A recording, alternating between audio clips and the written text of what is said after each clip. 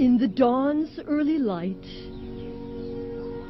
in the land of broken dreams and last resorts, the desperate breathe and die in this open prison called Dadaab. It is the second largest refugee camp in the world.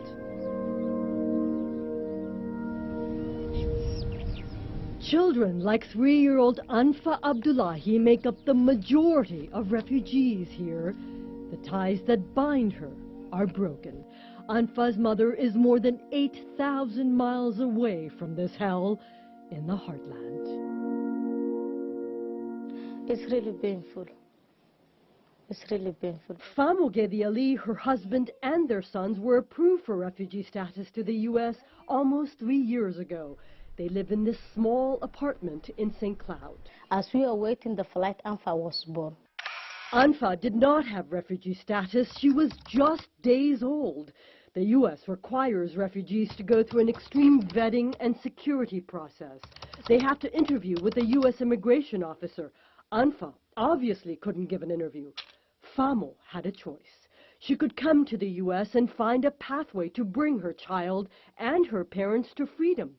Or she could give up her refugee status in the U.S. and raise her family in a cage of misery. Less than 1% of people in the world qualify for refugee status. She was really crying a lot. Famo made the unimaginable decision to leave ANFA behind with her parents. I go to my mom's home and give to her. She was really crying when I was coming out.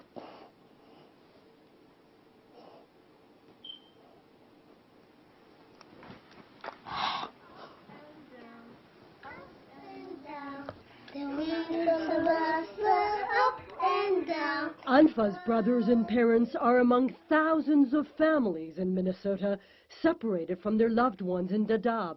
1 out of 5 Somalis in Minnesota have family in the camp.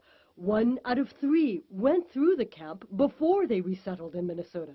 The only things we want is to live together. Famo and her family are stringing their broken bonds together by believing in reuniting. Okay, are you ready? Yes. Here we go. I recorded a message from Famo, her husband, and ANFA's brothers on my phone to take with me to Dadaab. We love you. We miss you big. So one day we will be here together. We traveled a long, rocky, dusty, dangerous road to find ANFA. Our field producer tracked her down in this small area of the camp. She lives in these shacks with her grandparents. Jambo, habari. ANFA's grandfather was waiting for us. Jambo, habari gani, Anfa? She's so beautiful. I told ANFA I had a message for her. Mama.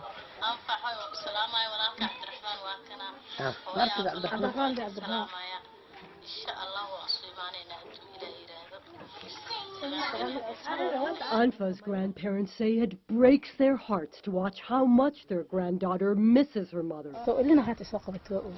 I almost cried. Your daughter sent this for ANFA. As ANFA's grandparents helped her put on her new hijab, ANFA asked me a question. Have you seen my mother? Where is she? I've seen your mother. She misses you very much.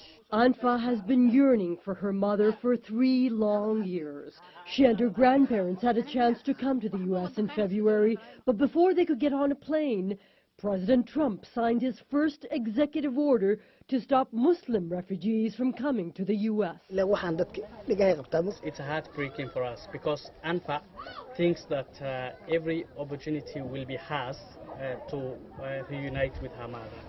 While they wait, life goes on.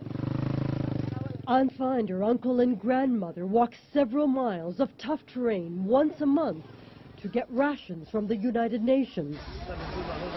They'll get half the oil, half the sorghum, half the maize they used to get. They'll carry it back on the same unforgiving road that brought them here. They are trapped in this land of broken dreams and lost resorts, but they are still dreaming of leaving this hell to come to the Heartland.